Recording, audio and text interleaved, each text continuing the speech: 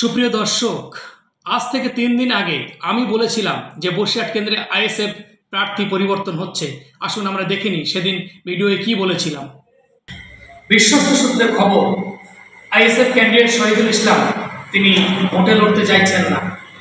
তার কাছে নির্দিষ্ট যুক্তি আছে। তার যুক্তি হলো তিনি শুধুমাত্র আইএসএফ এর ক্যান্ডিডেট হতে চাইছেন না, তিনি চাইছেন জোটের ক্যান্ডিডেট হতে।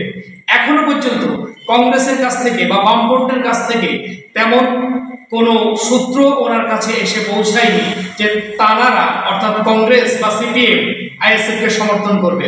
অন্যদিকে সিপিএম বা বামফ্রন্ট বা কংগ্রেস কেউ এখন বসিরহাটের জন্য প্রার্থী ঘোষণা করেনি। তাহলে কি শহীদুল ইসলাম নিজে প্রার্থী পদ প্রত্যাহার করতে চলেছেন? এখনো পর্যন্ত আমরা শহীদুল ইসলাম সাহেবকে তেমন কোনো প্রচারে নামতে দেখেনি। তাহলে কি সত্যিই শহীদুল ইসলাম তিনি প্রার্থী পদ তুলে নিতে চাইছেন? আমাদের কাছে বিশ্বস্ত সূত্রে খবর তিনি এখন দুটানায় আছেন, দাঁড়াবেন না দাঁড়াবেন না। যদি কংগ্রেস এবং বামফ্রন্টরা সমর্থন করে তাহলে তিনি ভোটে লড়তে রাজি আছেন। শুধুমাত্র আইএসএফ এর ক্যান্ডিডেট হিসাবে তিনি ভোটে নাও লড়তে পারেন। এক্ষেত্রে আমরা কি তবে দেখতে পাবো তৃণমূল কংগ্রেসের প্রার্থী হাজী নুরুল ইসলাম একেবারে ছক্কা হাঁকিয়ে মাঠের বাইরে বার করে দেবে? ডায়মন্ড হারবার কেন্দ্র থেকে অভিষেক বন্দ্যোপাধ্যায়ের বিরুদ্ধে প্রার্থী হিসাবে আইএসএফের লড়বেন বলে একাধিকবার হুঙ্কার দিয়েছিলেন নওশাদ সিদ্দিকী। কিন্তু ডায়মন্ড হারবারের শেষমেশ নওশাদ সিদ্দিকীকে প্রার্থী করা হলো না আইএসএফের পক্ষ থেকে। তার বদলে মজনু লস্করকে প্রার্থী করা হয়েছে। লোকসভা নির্বাচনের বহুদিন আগে থেকে তিনি হুঙ্কার দিতে শুরু করেছিলেন ডায়মন্ড হারবার কেন্দ্র থেকে অভিষেক বন্দ্যোপাধ্যায়ের বিরুদ্ধে তিনিই হবেন আইএসএফের প্রার্থী। কিন্তু যত লোকসভা নির্বাচনে গিয়ে আসে ততই উল্টো সুর শোনা গিয়েছিল তার কণ্ঠে। নওশাদ দাবি করেছিলেন তিনি নিজের অবস্থানে অনড়, ডায়মন্ড হারবার কেন্দ্র থেকেই লড়তে আগ্রহী।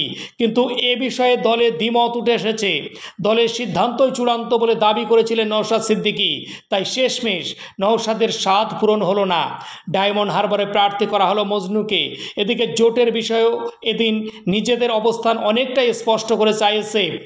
একটি পক্ষ নমনীয়, অপর পক্ষ নিজেদের অবস্থানে অনড় থাকলে জোট সম্ভব নয়, এমনই বার্তা দেওয়া হয়েছে আইএসএফ এর পক্ষ থেকে। এদিন যাদবপুর, বালুরঘাট, উলুবেড়িয়া, ব্যারাকপুর, ডায়মন্ড হারবার, বসিরহাট কেন্দ্রের লোকসভা ভোটের প্রার্থী ঘোষণা করেছে আইএসএফ। পাশাপাশি ভগবানগোলাতেও নির্বাচনের প্রার্থী ঘোষণা করা হয়েছে। সেখানে আইএসএফ প্রার্থী হয়েছেন মোহাম্মদ মুর্শিদুল আলম। এক নজরে দেখে নেব আইএসএফ প্রার্থী তালিকা। ডায়মন্ড হারবারে মজনু লস্কর, যাদবপুর নূর আলম খান, উলুবেড়িয়ায় মফিজুল ইসলাম, ব্যারাকপুর জামির হোসেন, বালুরঘাট মোজাম্মেল হক, বসিরহাট আক্তার আলী বিশ্বাস।